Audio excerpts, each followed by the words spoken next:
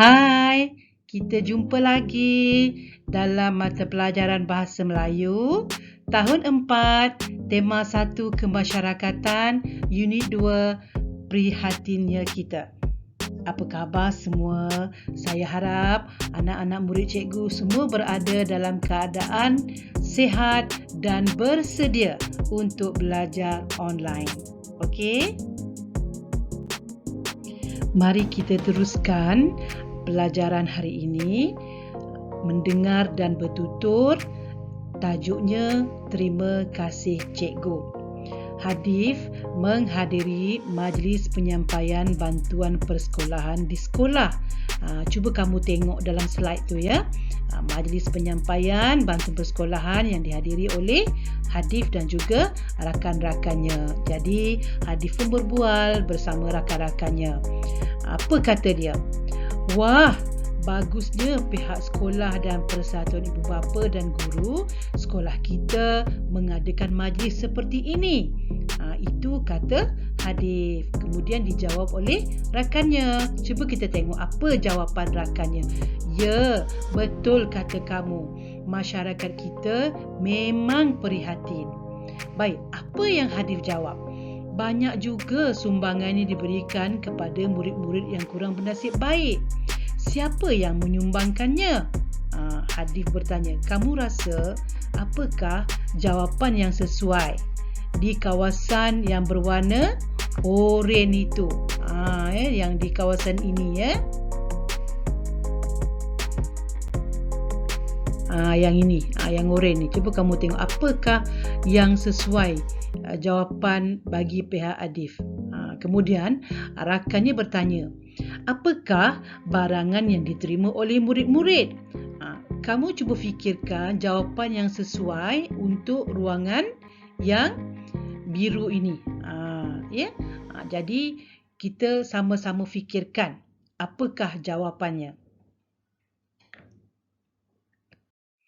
Okey murid-murid, kita teruskan lagi untuk membaca. Kita lakukan bersama-sama. Murid-murid tahun 4 Harmoni telah diminta oleh guru mereka untuk mencari maklumat tentang aktiviti masyarakat yang prihatin di Malaysia. Mereka diminta membentangkan maklumat yang diperolehi kepada rakan-rakan sekelas. Rajiv, Jiwen dan Jimmy telah berkumpul di rumah Hadif untuk membincangkan tugasan tersebut. Mereka melakukannya bersama-sama. Baik, itu adalah aktiviti Hadif dan juga rakan-rakannya. Cuba kamu tengok ya, petikan yang pertama, rumah terbuka. Ikut saya membaca bersama-sama.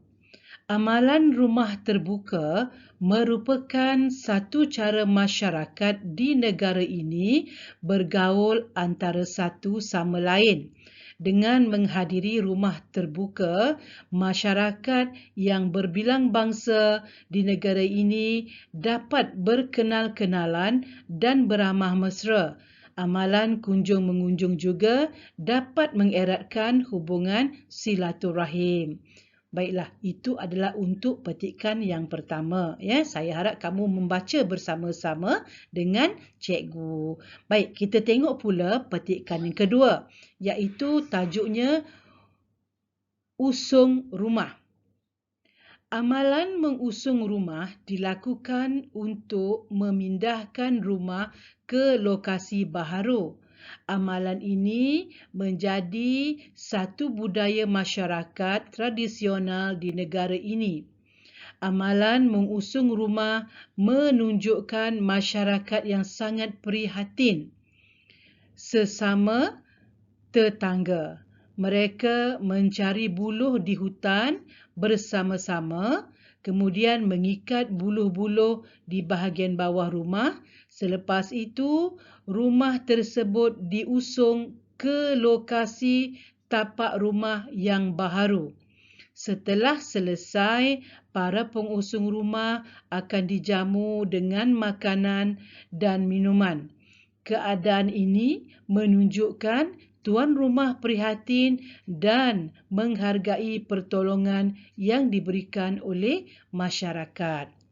Baik, itu adalah cerita tentang usung rumah ya untuk petikan yang kedua.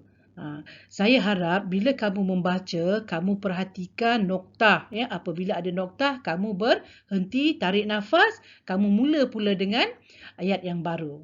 Saya harap kamu faham ya. Baik, kita teruskan dengan petikan yang ketiga. Tajuknya ialah Gunting Rambut Percuma. Mari membaca bersama-sama dengan cikgu. Perkhidmatan gunting rambut secara percuma meringankan beban ibu bapa.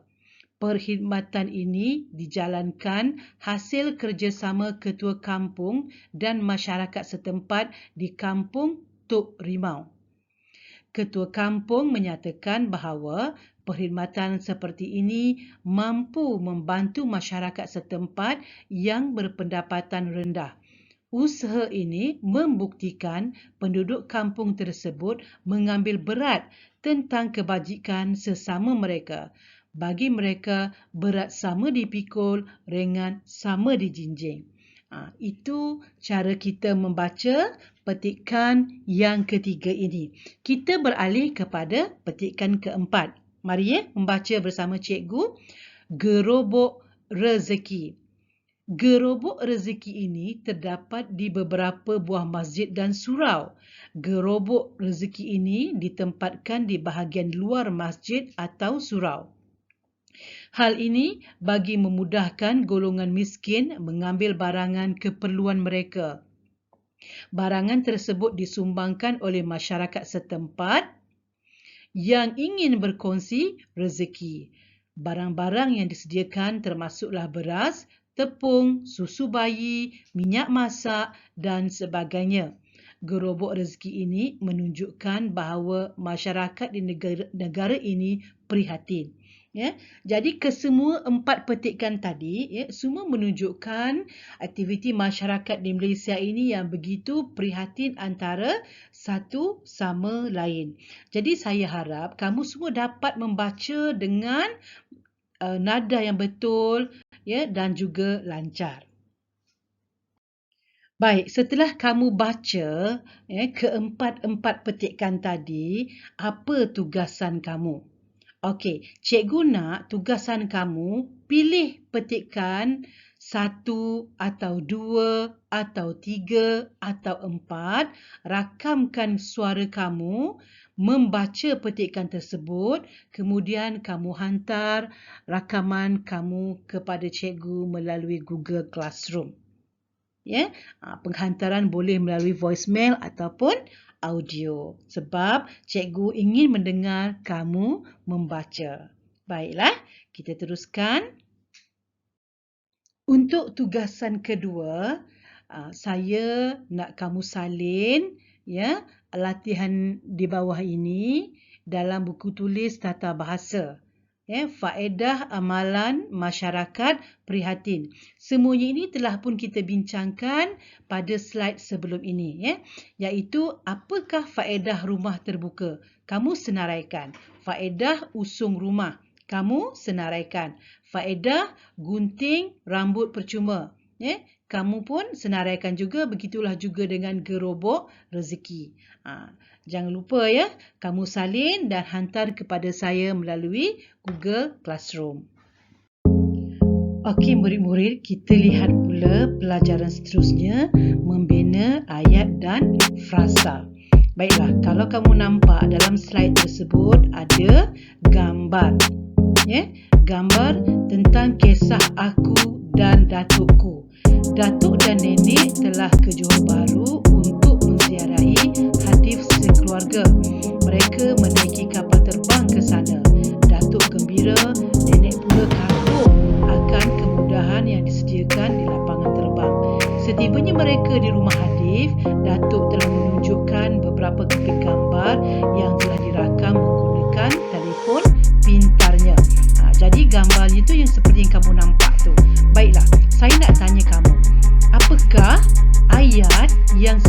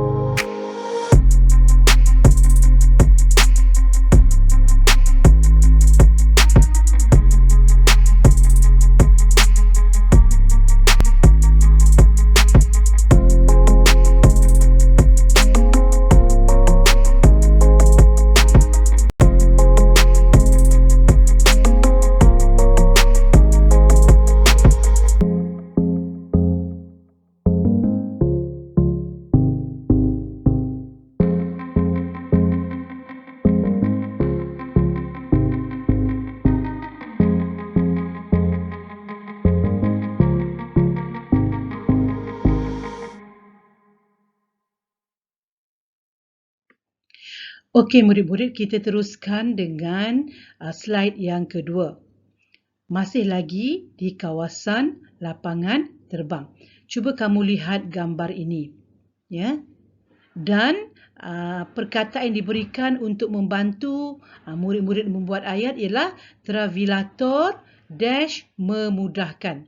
Cuba kamu fikirkan, apakah ayat yang sesuai untuk kamu bina bagi menggambarkan gambar slide ini. Cuba kamu fikirkan. Contoh ayatnya ialah travelator yang dibina di lapangan terbang memudahkan orang kurang upaya dan juga orang-orang tua. Itu ialah satu contoh ayat yang boleh kamu tuliskan di dalam buku nota. Baiklah, itu sahaja untuk hari ini. Cikgu akan bekalkan kamu tugasan-tugasan yang akan cikgu sebarkan di dalam grup Telegram. Okey, jumpa lagi. Bye.